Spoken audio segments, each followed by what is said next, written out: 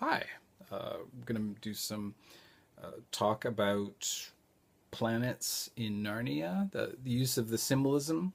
We see it in horoscopes and astrology, and it's something that left over from the medieval age, and it's something that C.S. Lewis, the author of the Narnia Chronicles, used in these 7 books. So the first one is Jupiter from in Lion, the Witch, and the Wardrobe, and Jupiter is the king of the gods. So that's why we have kingship throughout, and it's like thematic. Also, we have this two-sided nature, which is also a jovial side. Jove being another name for Jupiter, and we see that in Father Christmas, who's celebrating and it's feasting and giving presents. In the second book, Prince Caspian, it's Mars, the planet, the deity, the symbolism. It's very obvious in the conflict between the country of Miraz and Narnia, where there's an invasion from Miraz, but the other side of the equation is Mars's status as also a nature deity, right? Called Sylvanus. He was known as Mars Sylvanus, and so we have Sylvanus actually there. So that when you see this, when you read it, and you see there's this old man. I think he's on a sort of a donkey. And so this is Sylvanus. That's actually Mars, and it's just a different side of the equation. And we have, because of Sylvanus, we have a lot of references to trees, to these Narnia trees that are kind of like Middle Earth Ents. In book 3, The Dawn Treader, the symbolism there has to do with the sun and gold and dragons. And the metal of the sun is gold. You can see the sun in the title itself, the Dawn Treader, Dawn, and the deity attached is Apollo.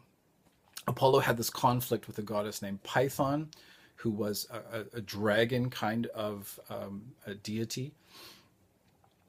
And let's see, yes. So there's my own thinking is that were these two tribes, the tribe of Apollo, the tribe of Python. That's something I've talked about in the podcast. Story in mind. Book 4, The Horse and His Boy. That is about Mercury, the messenger god, and but also Mercury had to do with healing, and symbols involved have to horses, which connects right away to the title, and twins, which has to do with the plot of the story, and a kind of healing that is going on. A symbol for healing from Mercury is the Cadius, which is this staff with two serpents woven around it, and then some wings I've seen, and that's still used for medicine. Book 5 is the Silver Chair, and right there in the title, silver symbolically is connected to the moon, and then to Diana, the goddess Diana. And in that story, there's a two-sided nature. There's these two faces like the moon. There's this the prince who sits in the throne. It has sort of one side of his nature, and then when he's away from the throne and he's out, he's wearing this helmet covering his head. Then he has a sort of a darker side to himself. And book 6 is all about Venus. The title is Magician's Nephew, and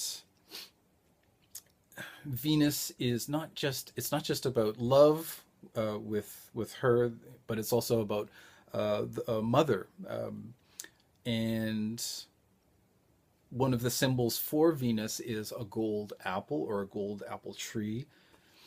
And in the book itself, we have this apple that is considered medicine, and it's given to a mother figure. In book 7, we have the last battle. And we can still see Saturn, that's the planet in the symbolism, and the day Saturday.